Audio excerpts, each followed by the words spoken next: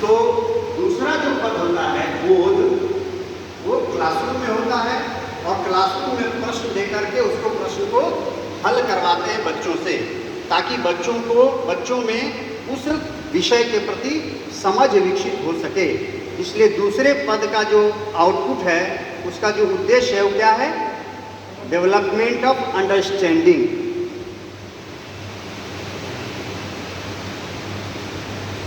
है ना। दूसरे पद का उद्देश्य है डेवलपमेंट ऑफ अंडरस्टैंडिंग।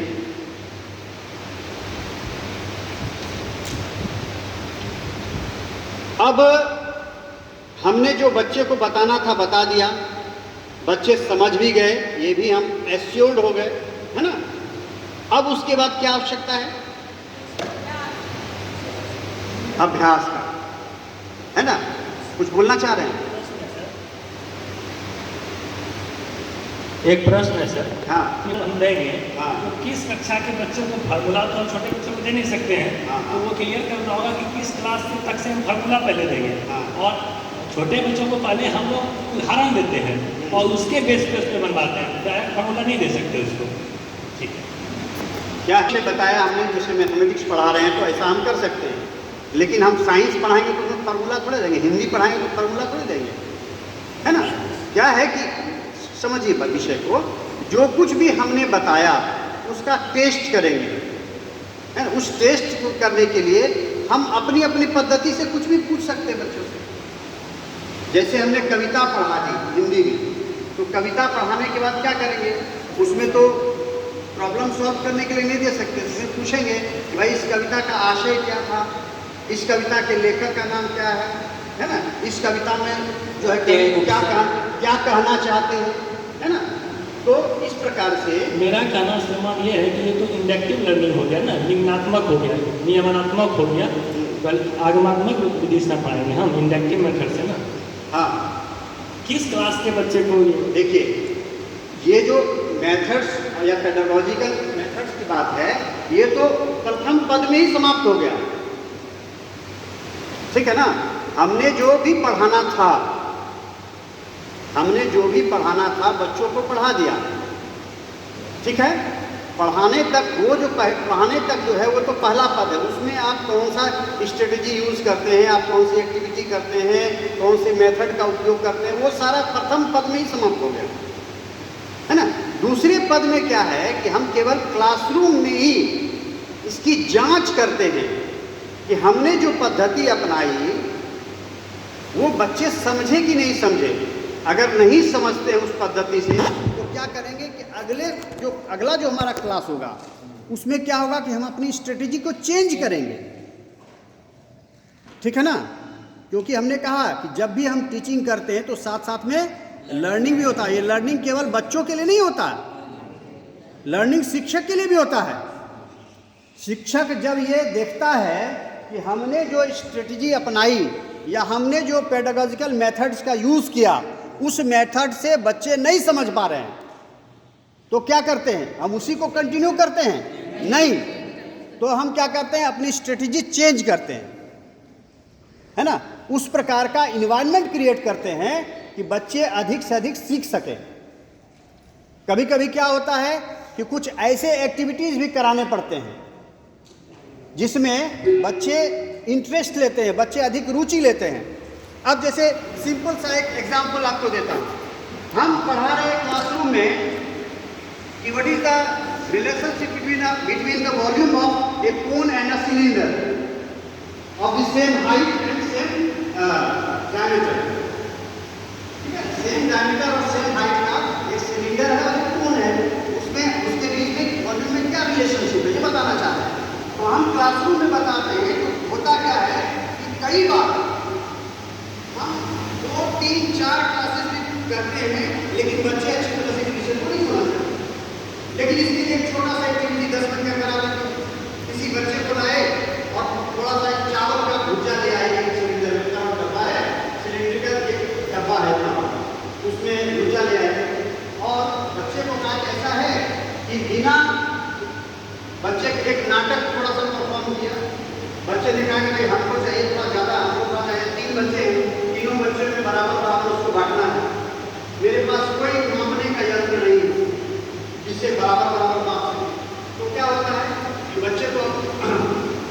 बच्चे से पूछा कि भाई कोई हमारे पास यंत्र मापने का नहीं है, लेकिन आप बताओ इसको बराबर बराबर हिस्से में कैसे बांट सकते। एक बच्चा उसमें से आता है और पेपर लेता है, और पेपर लेने के बाद क्या करता है कि वह मापता है लंबाई सिलेंडर की, और उसी हिसाब से ऐसा एक कोण बनाता है।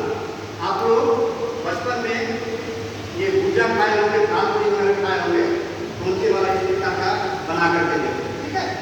और इससे एक कोण बना दिया, कोण बना दिया, इसका हाइट क्या रहेगा, डब्बे के हाइट के बराबर, इसका डायमीटर क्या रहेगा, डब्बे के डायमीटर के बराबर।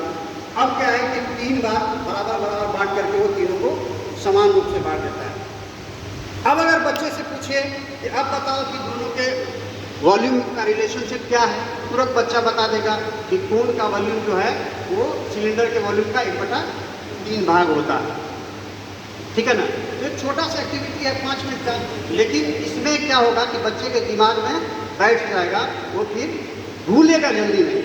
लेकिन आप अगर बोर्ड में बता दिए, लेकिन हो सकता है कुछ देर के बाद बच्चे भूल जाएंगे।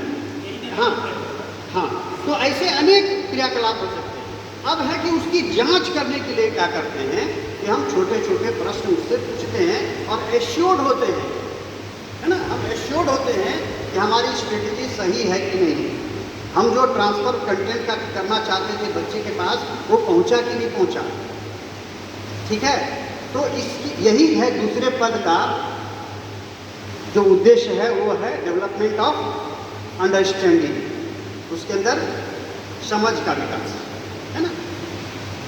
अब है क्या कि बच्चे को हमने कंटेंट बता दिया और क्लासरूम में उसने उसको हमारे सामने बता भी दिया कि भाई वो उसकी समझ में आ गया है, लेकिन अभी तो हम क्लास में हैं, उसके साथ हैं। लेकिन जब हम उसके साथ नहीं होंगे तब क्या होगा,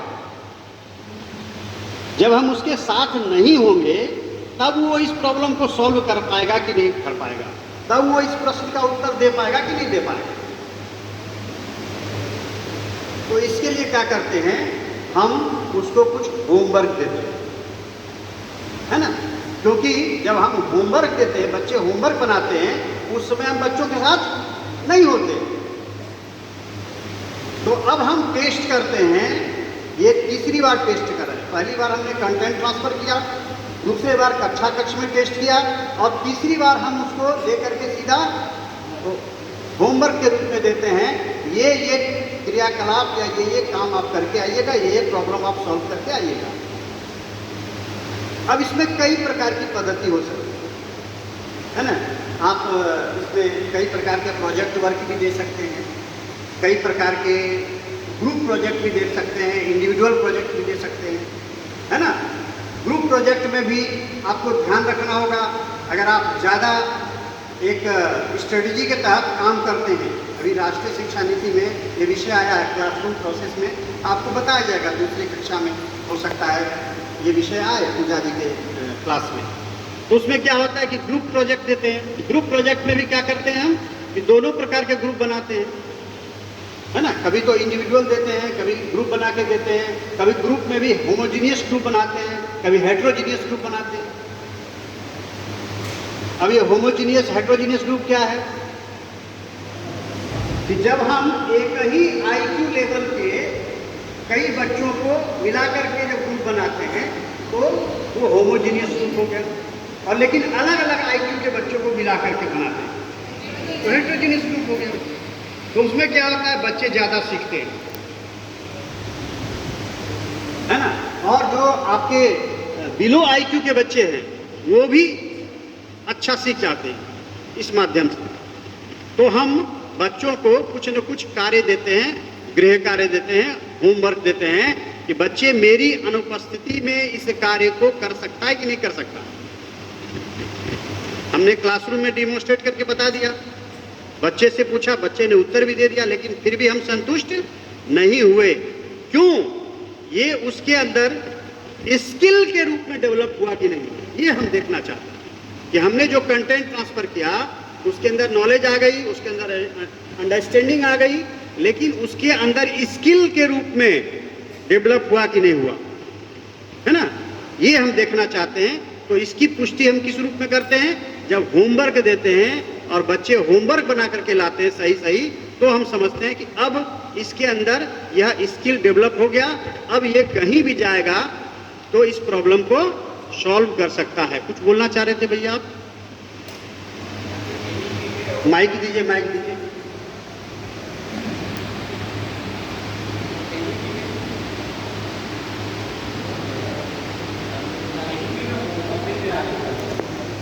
ऑन कीजिए, हाँ। देना है बच्चे को, नहीं देना है। ये किससे करना है? न्यू एजुकेशन पॉलिसी में ऐसा है। होमवर्क देना है, लेकिन होमवर्क देने से सिर्फ हम ये डिसाइड नहीं कर सकते कि बच्चा में समझ हो गया। उसको जब तक हम क्लास में नहीं करवा के देख लें तो ये हम ये तो पहले ही हो गया भाई, आप फिर पीछे आ रहे हैं, जी आप फिर बैक आ रहे हैं। होमवर्क तो तीसरा पद में है, तीसरे स्टेप में है। बच्चों के अंदर समझ विकसित हुआ है कि नहीं हुआ है, इसके लिए तो दूसरा ही स्टेप है, ठीक है ना। ये तो दूसरा स्टेप भी तय कर देता है कि बच्चे के अंदर समझ विकसित हुआ कि नहीं हुआ। होमवर्क को ये एश्योरेंस है हमारा कि उसके अंदर जो हमने बताया वो स्किल के रूप में बच्चे के अंदर आ गया कि नहीं।